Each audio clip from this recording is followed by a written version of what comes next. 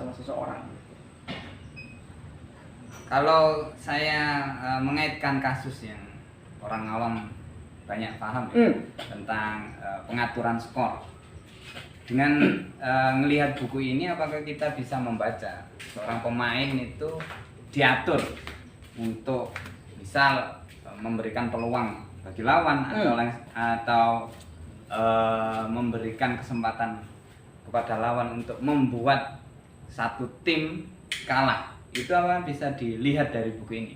Secara langsung tidak. Buku ini tidak pernah bicara soal hal-hal di luar lapangan. Ya. Berarti pengaturan skor itu kan Mungkin dari sisi psikologi atau dia misal harusnya secara teknikal secara taktikal orang ini bertempat di area A misal.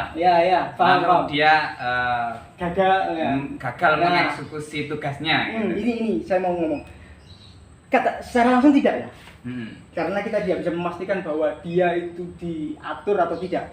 Cuma ini buku ini bakal mengajarkan pada kita, bukan buku ini, namanya jauh nanti langkahnya itu loh.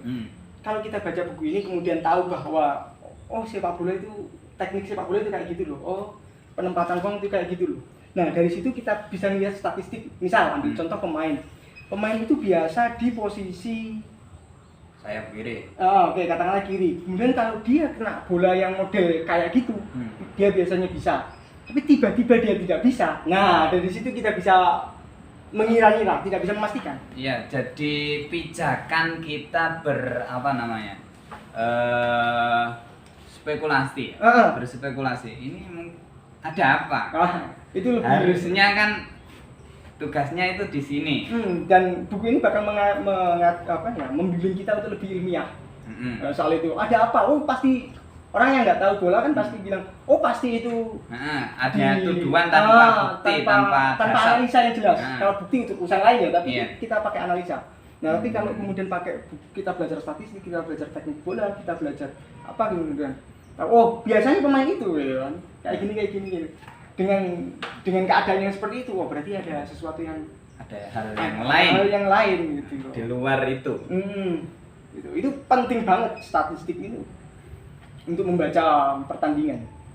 Para audien atau pendengar yang konon sebenarnya boleh ikut menanggapi atau memberikan pertanyaan langsung, lemparan tanpa saya komando. Jane apa? Monggo bene ada. Oke, saya ikut masuk baru. Sebenarnya banyak sekali hal-hal yang menarik untuk dikupas masalah sepak bola di luar sepak bola. Mengenai apapun historis dan lain sebagainya. Tapi karena ini terbatas di pertandingan, mungkin saya hanya menyinggung pertanyaan di lingkup pertandingan. Saya kalau tidak salah pernah melihat, mendengar, membaca sebuah pernyataan pelatih Olympique Marseille. Itu sekarang Rudi Garcia ya. Rudi Garcia itu pernah menyatakan Anda bisa memenangkan suatu pertandingan ketika Anda memiliki penyerang serangan permainan sepak bola menyerang. Karena dengan menyerang Anda bisa mencetak skor.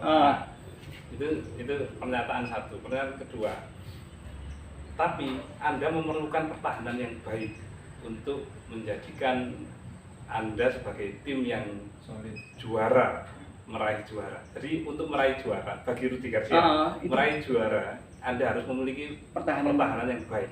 Untuk meraih kemenangan dalam satu permainan 90 menit, Anda cukup mempunyai penyerang yang kuat.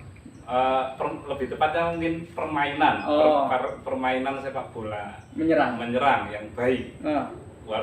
Terlepas pertahanannya sedengan, B aja atau baik, tapi ada potensi untuk menang dalam satu pertandingan 90 menit. Gini pertanyaan saya, seberapa vitalkah bagi para pelatih itu mengenai pertahanan dalam satu pertandingan 90 menit. Kalau kita melihat kembali bahwa tidak selalu pelatih ini mempunyai filosofi sama ya. Katakanlah Jose Mourinho terkenal dengan pertahanan baik, kuat. Terus kemudian ada Zinedine Zidane, itu nyerang terus ya, baik. Ada atau misalkan seperti Xavi Hernandez dengan tiki-takanya dan lain sebagainya, Pep Guardiola, itu sangat berbeda-beda. Nah, ini berapa pentingkah sebenarnya bagi seorang pelatih? Oke, kita bicara soal taktikal berarti ini ya. Dalam taktik sepak bola tidak bisa dipisahkan antara bertahan dan menyerang sebenarnya. Cuma dalam filosofi kepelatihan itu ada dua madhab secara garis besar, madhab menyerang sama madhab bertahan. Oke, katakanlah kalau tahun-tahun ini ya, madhab menyerang itu diwakili oleh Pep Guardiola yang fokusnya adalah menyerang. Madhab bertahan diwakili oleh Jose Mourinho yang fokusnya adalah membangun pertahanan. Tapi meskipun keduanya itu identik dengan Mourinho identik dengan pertahanan, Guardiola identik dengan penyerangan, kalau kita cermati lebih lanjut, mereka sebenarnya imbang. Maksudnya imbang itu sama-sama memperhatikan hal yang tidak khas dari mereka. Ambil contoh. Mohon maaf saya potong. Mas Handani setuju dengan pernyataan Rudi Garcia tadi? Gini, setuju pasti. Cuma tidak bisa dispesifikasikan kalau dia bilang untuk memenangkan pertandingan harus menyerang. Dengan permainan menyerang untuk memenangkan juara. Harus bertahan. Enggak Mutlak itu. Enggak semutlak itu. Cuma saya akan bicara buktinya di lapangan, bukti historisnya. Kalau Rudi Garcia tadi saya bisa menangkap, maksudnya mungkin Rudi itu maksudnya bahwa sampai satu liga penuh butuhkan konsistensi pertahanan yang baik. Itu kayaknya sih kalau saya nangkap gitu. Kalau misalkan kita hubungkan dengan kehidupan yang lebih luas untuk meraih surga itu, kita harus mempunyai ketahanan bertahan, ketahanan iman yang baik daripada berfoya-foya, baru menyerang terus, ofensif. Ya nggak tahu sih. Bagaimana kalau dari Mas Handani? Katakanlah tadi kan Rudi Garcia untuk memenangkan pertandingan harus nyerang, kemudian kalau memenangkan liga harus bertahan kuat gitu lah. Nggak mutlak kayak gitu. Cuma kita kembali lagi ke Mourinho sama Guardiola ya. Kalau Guardiola tadi kan prinsipnya nyerang. Kenapa dia nyerang dengan penguasaan bola kan dia? Kenapa dia kayak gitu? Selama bola ada di kakimu, musuh tidak akan pernah mencetak gol. Selama musuh tidak pernah mencetak gol, kamu tidak mungkin kalah meskipun mungkin imbang. Ya enggak? Paham kan?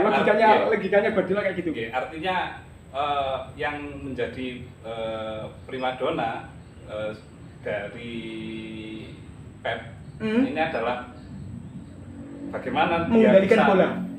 Bisa mengendalikan permainan, kemudian menguasai permainan sebanyak mungkin, gitu. Sebenarnya bukan mengendalikan permainan, mengendalikan bola. Soalnya Mourinho itu juga mengendalikan permainan. Enggak, Mourinho itu mengendalikan permainan tapi tidak mengendalikan bola, kayak gitu. Mengendalikan permainan tanpa bola. Nah, itu Mourinho kan. Mourinho itu punya filosofi lain. Yang paling penting kan pertahanan. Karena apa? Dalam pertandingan besar yang lebih sering jadi juara itu adalah dia yang tidak melakukan kesalahan. Kasus yang pernah terjadi itu Messi kalau nggak salah pada pertandingan lawan Chelsea semifinal Liga Champions, dia pernah salah umpan, dipotong pemain Chelsea jadi serangan balik jadi gol. Waktu itu kemudian orang-orang mikir iya bener juga Mourinho ketika bilang bahwa yang penting pertahanan kuat tanpa meminimalisir kesalahan, kamu akan memenangkan pertandingan. Itu yang dimaksud oleh Rudi Garcia tadi kalau ingin memenangkan liga, pertahanan kuat. Tapi saya kurang setuju, bukan liga, tapi yang model head to head. Kalau liga kan perputaran penuh ya. Kalau head to head kan 1 lawan 1 gitu, hadap-hadapan. Kalau hadap-hadapan mental itu bermain penuh. Nah, kesalahan itu bisa disebabkan oleh mental yang ngedrop, jenuh dan lain sebagainya. Nah, kalau liga itu mental berpengaruh, cuma nggak setegang kalau head to head final kan tegangnya lebih daripada liga yang setiap tiap pertandingan adalah final gitu. Nah, gitu. Lagi Mas Awi. Oke, silakan. Ini saya merasakan misalkan di di sepak bola. Saya dulu waktu sekolah di kelas Bumapon dan KPM ini. Iya. Kelas lokal. Nah, kelas lokal ya. Saya merasakan bahwa yang terkuat itu adalah mereka yang secara matematis ya kuat. Kalau secara hierarki itu kuat ya kuat, dia sulit dikalahkan. Ketika levelnya sudah naik, saya lihat di sepak bola Eropa kan, loh kuat itu kadang itu kalah. Misalkan satu pertandingan penuh itu kalah dengan misalkan papan atas, loh ternyata Dilala kalah dengan papan bawah juru kunci. Nah ini menarik sekali. Tapi kalau level lokal tadi kuat ya kuat. Karena tekniknya yang kuat, sedangkan taktiknya. Perbedaannya itu. Nah. Assalamualaikum. Monggo. Sinten iki?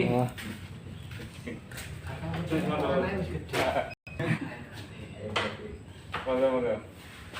Nggih, lanjut. Loh, itu Pak. Kenapa kemudian klub itu besar, misalnya klub besar kemudian kalah sama klub kecil di liga-liga Eropa, dan di sini di lokalan yang punya hierarki kekuatan lebih besar selalu menang? Enggak, ya kayak gitu juga sebenarnya.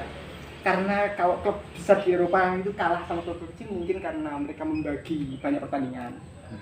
Karena ada banyak pertandingan kemudian skala prioritasnya dibedakan. Jadi kalau pertandingan penting ya mereka full tim, kalau nggak penting ya oke cadangan aja dan jadi kalah.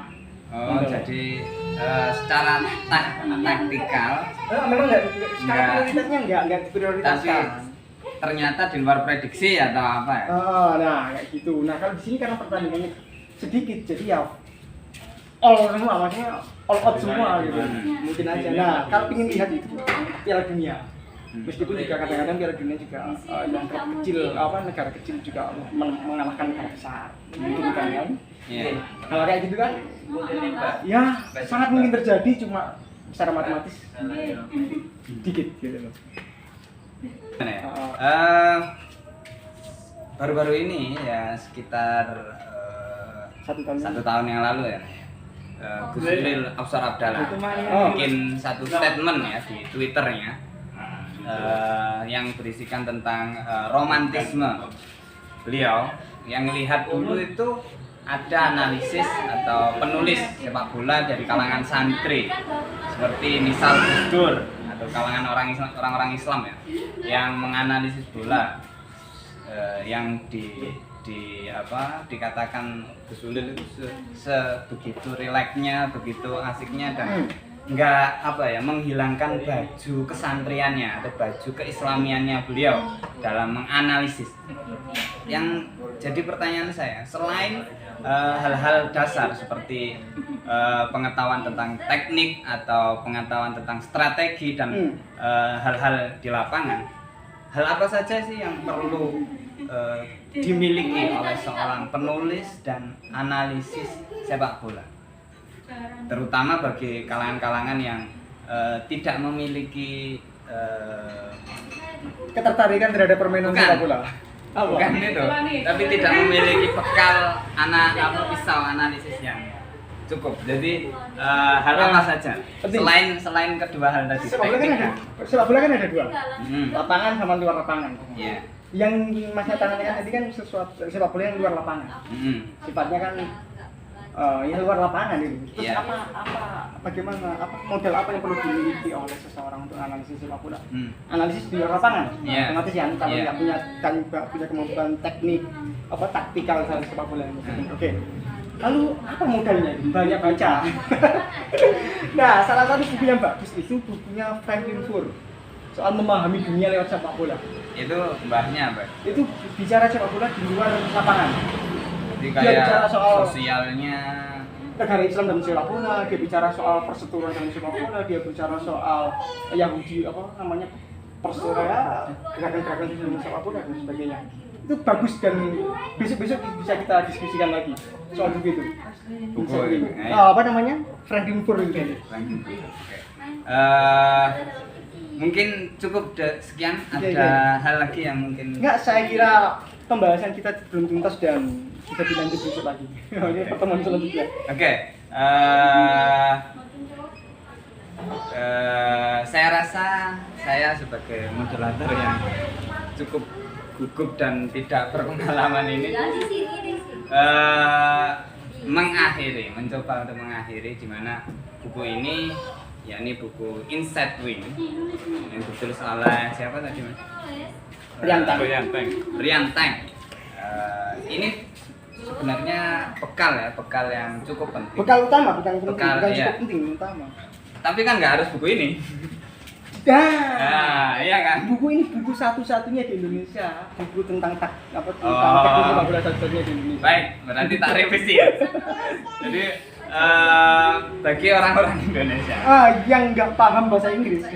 yang nggak paham bahasa Inggris perlu sangat perlu atau harus ya membaca buku ini, terutama bagi mereka yang berkecimpung di lapangan secara profesional Atau orang-orang yang mencintai sepak atau bola. orang-orang yang mencintai, baik itu penonton biasa atau analisis, komentator dan lain sebagainya juga perlu, atau kalau bahasanya Mas Dani sing rada maksa harus membaca buku ini.